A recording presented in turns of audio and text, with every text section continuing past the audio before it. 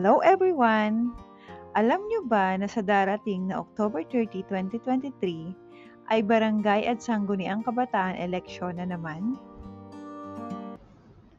Liban sa mga dokumento na kailangang ipasa sa COMELEC, alam niyo ba na may mga obligasyon din ang mga tumatakbong kandidato, political party or party list and campaign contributor sa Bureau of Internal Revenue?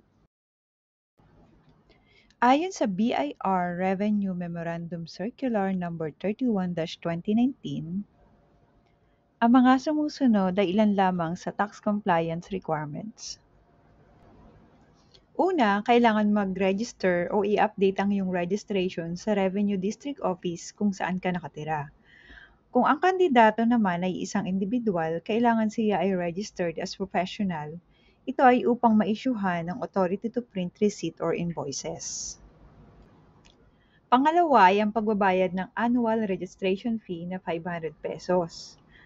Kung ikaw ay isang individual candidate na wala namang negosyo, ang Certificate of Registration ay hindi naman required.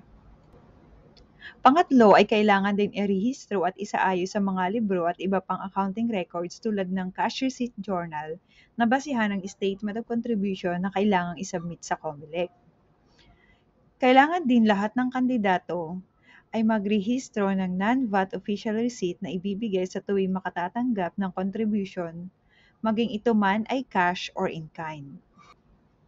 Responsibilidad din ng bawat kandidato, parties, or party list ang pagpepreserba ng accounting records ng hanggang 3 taon. Nabanggit din ang tax treatment sa campaign expenditures at kung paano ito i-file. Gayon din ang treatment sa mga campaign contributions, income tax, at post-election responsibilities. Sundan kami sa susunod pang mga videos. Thanks for watching!